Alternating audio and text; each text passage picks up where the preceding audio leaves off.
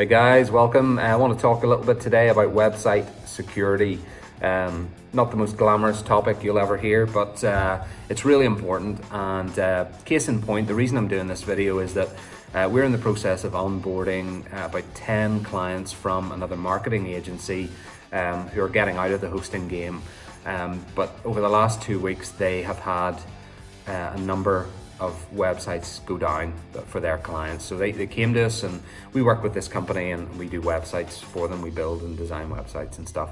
And they came to us and said, all these websites on our server that we host are going down one by one. It's like they're dropping like dominoes. We're getting different errors on the sites and something's wrong. Can you investigate?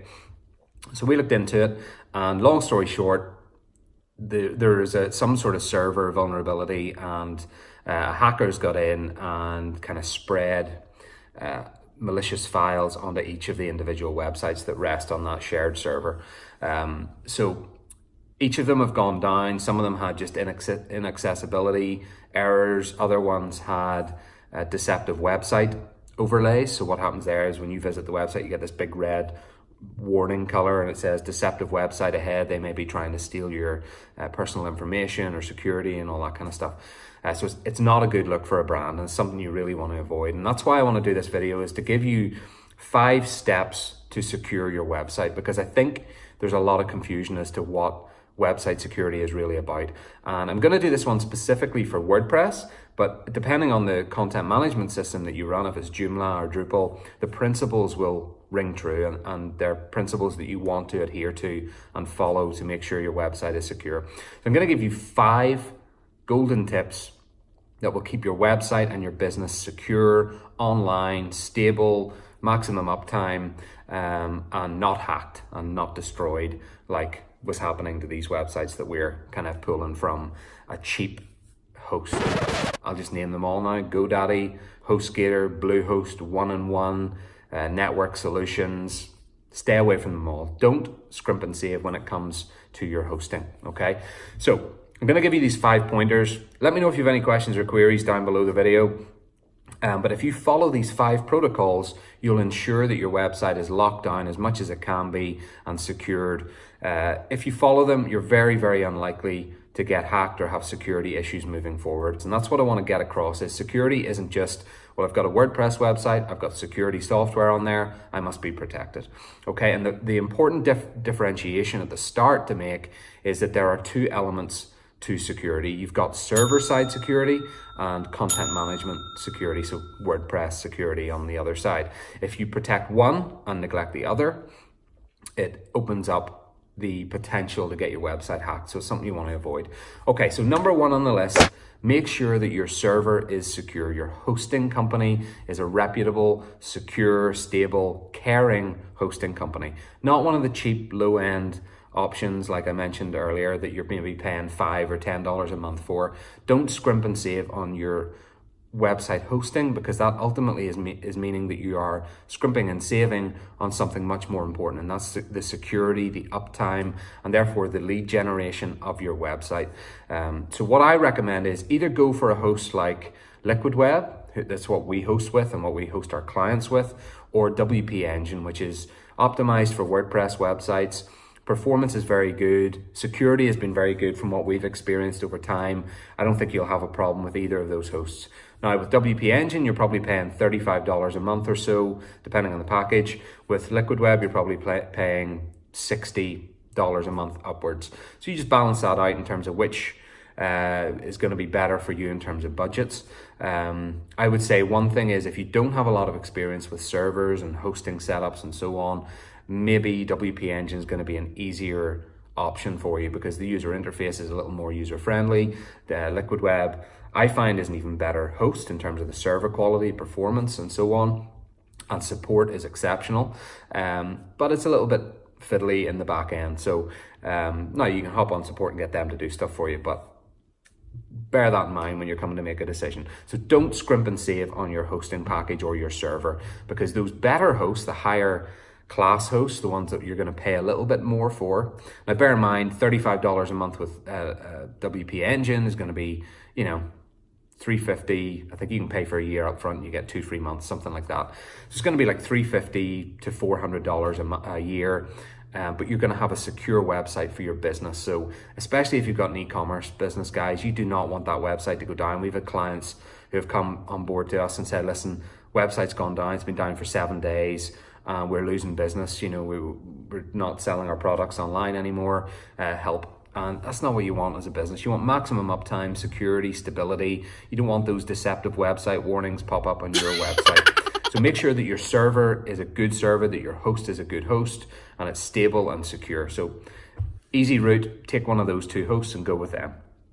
Second then, if you're running a WordPress website, but again, this is applicable to any content management system, you want to make sure that the core system is up to date as much as possible at all times. So like right now, I think as of today, WordPress is on like version 5.1.1 or 5.1.2 or something like that.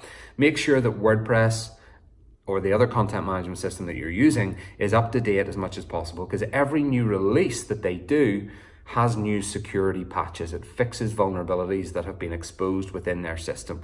So if you have a WordPress version from 3 years ago, you're probably missing out on like 40 different updates and patch fixes that is opening up your website to the potential to get hacked. So you want to stay away from that. Make sure WordPress is up to date as much as possible. So you have a good stable grounding, that all the vulnerabilities is wherever possible are patched. Okay, so that's number 2 on the list. Get WordPress up to date as quickly as possible. Number 3, and linked to that, is your plugins. Okay, there's a couple of protocols you want to follow with plugins related to WordPress. The first of which is don't use extra plugins that you don't need. So make sure you optimize the plugins on your website. We use about 8 or 9 plugins currently on our website for different functionalities and things. The rest of the time we use smart coding to create the functionality that we don't need to, you know, dip into or edit ourselves. So things like social media sharing or commenting or something like that. We don't need to edit things to do with that. So we get our development team to do that for the website. And that just limits the number of plugins that are being used. Secondly, say you have a website, WordPress website, and you overlay a new theme or new aesthetic onto the website. What you need to do there is you need to go back into your plugin list and make sure that all the plugins that were working on the old site that maybe aren't going to work with the new site or the new theme are deleted. Get rid of them. There's no need to have them on your server, and optimize the numbers. Make sure there aren't plugins there that you just don't need. Okay, so that's kind of number 3 on the list in terms of your plugins. Make sure you're not using extra plugins you don't need, but also then, just like with WordPress, make sure your plugins are up to date and that you're using companies that support their plugins regularly with new updates all the time. If you take a plugin like Yoast SEO, that thing is updated. So it feels like it's every day you get a new update about that plugin. And the reason for that is they're patching vulnerabilities and fixing feature sets as well. But the security element is that every new release, they're trying to make their plugin more secure so that a hacker cannot get in to your website via their plugin. So again, make sure plugins are always up to date wherever possible. We would normally recommend you get a developer to update the plugins rather than just clicking the plugins to update yourself. Just because depending on the way that your website's been built, if you just go ahead and click updates, and the same with WordPress, sometimes it can create conflicts within the website, creates breakages, things don't operate quite as they should. So number 3 on the list in summary is to make sure your plugins are up to date and that you don't use extra plugins that are unnecessary. We had a client last week come to us who was using 55 plugins on their website, which is just nuts. I mean, we use 8 or 9. No website needs 55 plugins. Not only does that increase the risk of you getting hacked, because the more plugins you have, the more vulnerabilities potentially that you have on the website, the more updates you need to do, the harder it is to keep on top of it all. But also just in terms of user experience, every time your website loads, if you've got 55 plugins loading in the background, that takes a massive toll on your performance. It means your website loads slower, it's more infuriating for people visiting your website. Again, you don't want any of that. But for the purposes of this video, it's really just down to security. Make sure your plugins are up to date all the time. So number 1 on the list, server, get that sorted. Make sure it is locked down with a reputable host. Number 2, make sure your WordPress website is regularly updated to the latest version. Number 3, then plugins, make sure they are limited in size and numbers, but updated regularly as well. If you notice a plugin hasn't been updated for a couple of years, maybe try and find a replacement for that same functionality from a company that does regularly update their plugins, because that's what we find. You see here, different messages we get from security companies related to WordPress. There's a vulnerability in this plugin, vulnerability in WordPress. This has been noticed, that's been noticed. Every plugin has the potential to have a vulnerability, and these hackers these days, they don't care. They just want to get into your website and ruin it, get it taken down just for fun, So you want to avoid that as well. So number 3, make sure you're limiting your plugin use and updating regularly. Number 4 then, make sure your logins to WordPress are locked down, and you should be doing this on the server side as well, by the way. Make sure that whatever passwords you're using to cPanel, FTP, Web Host Manager, that they are long usernames, long passwords wherever possible. So within the confines of WordPress, what you want to make sure is you're not using the standard advice is you're not using admin as a username, because that's the default one that WordPress generates when you set up a WordPress website. So maybe use a long username. Maybe use something like AlexF123!! That's not my username, by the way, so don't go trying to use it.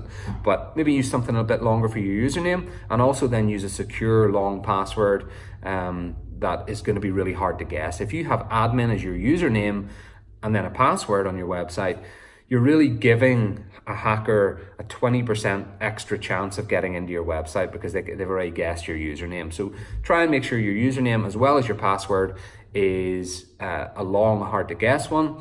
Then also make sure that anybody else using your website, whether it's developers or guest bloggers or contributors, that they too are using a longer, harder to guess username and then a longer password as well, so that you just secure your site at all phases of the process. So make sure your WordPress logins are difficult to guess and therefore difficult to hack through, as number 4 on the list. And then once you've done all that, so you've got the server sorted, you've got WordPress up to date, you've got your plugins limited and up to date, and you've got all your WordPress logins, which are long and hard to guess. Then what you want to do is install security software. So I mentioned that at the start. Most people think, well, I've got a WordPress website, I'll install a security plugin and that'll be me, I'll be golden, won't need to worry about security. Well, unfortunately, you're neglecting all the other stuff, right? So it's important that you attend to each piece in turn. And the last thing on the list is therefore to install security software. Now, depending on the host you're with and different restrictions and preferences you might have, you may pick a different plugin to manage that. We recommend either WordFence or iThemes Security. There's other ones out there you can research and look at kind of current reviews and so on. But with WordFence, we find it very good. However, if you're with WP Engine, WordFence is actually on their blocked plugins list, so you'll have to go another route for that, maybe iThemes Security or something that they recommend. The reason for that is that some of the features that they offer, WP Engine, as a default kind of feature set for their servers, is also looked after by the WordFence plugin, so they believe there's a conflict there, and therefore they sort of don't want you using WordFence. So those are the 5 things you need to do to secure your website: server, WP updates, WordPress updates, plugin updates and numbers, your WordPress logins, and then secure the site with WordPress software. Okay, guys? Hopefully that was of help. Let me know if you have any questions or anything at any time. Happy to help. I could talk about this all day. For now, we've got a lot of sites to go and secure, so I'm going to head on here and get with my team and get that done. And yeah, hope it was helpful. Let us know if you have any queries. I'll see you in the next one. Have a great day.